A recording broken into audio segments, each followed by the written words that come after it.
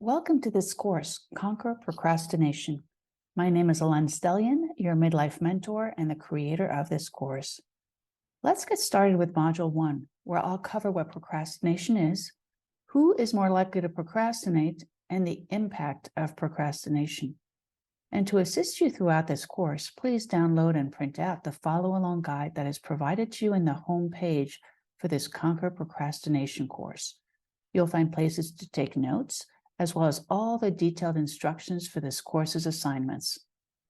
Let's begin by asking, what is procrastination? Dr. Tim Pitchell, a psychologist and leading researcher in procrastination, defines procrastination as a needless voluntary delay that has a negative impact on our lives. Now, we're not talking about every kind of delay. Sometimes waiting to complete a task makes sense. Sometimes a task is out of our control. Sometimes the task is not even necessary. With procrastination, we're talking about times when it's really important that we get a task done, when it's a clear priority and there are no external blocks to getting it done, but still, we do not do it. And this inaction has a negative impact on our lives. So these are irrational delays. Procrastination is sometimes confused with laziness, but that's not it. Procrastinators actually want to get their tasks done, but usually get around to it, but not without significant struggle. So what are some common areas of procrastination? Paperwork, like paying bills, balancing the checkbook, doing taxes. Getting healthier, like starting a new exercise routine or cutting back on sugar. Household chores, like doing laundry, emptying the dishwasher, or cleaning the bathroom. Beginning a new project or hobby, organizing projects like creating a filing system or decluttering the closets, and unpleasant errands like going to the DMV or getting an oil change. Now, who is more likely to procrastinate? We all procrastinate at different times in different ways. Across many surveys, 95% of people admit to procrastinating, but for 20% of us, this is a chronic problem. Chronic procrastinators are more likely than non-procrastinators to be young people, ages 14 to 29, who have honestly the highest rates of procrastination. Procrastination actually decreases with age. Now, men and women are fairly equal procrastinators, although men, particularly younger men, have a slight edge. Chronic procrastinators tend to be unemployed or work part-time.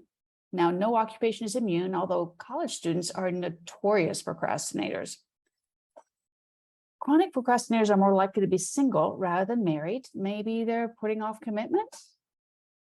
And they're also likely to be separated rather than divorced. Maybe they're putting off a legal ending. And finally, procrastination is a characteristic of ADHD, where executive functioning might interfere with task completion. Now, chronic procrastinators do pay a heavy price. They perform worse at school and work than non-procrastinators. They get worse grades and lower salaries. Chronic procrastinators also tend to have more acute health issues than non-procrastinators. They're more likely to experience headaches as well as heart and digestive issues, and they're more susceptible to the flu and colds. And it doesn't help that they often delay preventive treatment from regular checkups to colonoscopies. Chronic procrastinators experience more psychological distress than non-procrastinators. They are more prone to stress, depression, and anxiety. This results in a lower level of life satisfaction. Chronic procrastinators are more likely to experience sleep problems than non-procrastinators. They have insomnia, sleep less, and have more daytime sleepiness. They may actually engage in what's called revenge bedtime procrastination, where people who have little control over their daytime hours seek to sort of take back personal leisure time that they feel was stolen from them during the day.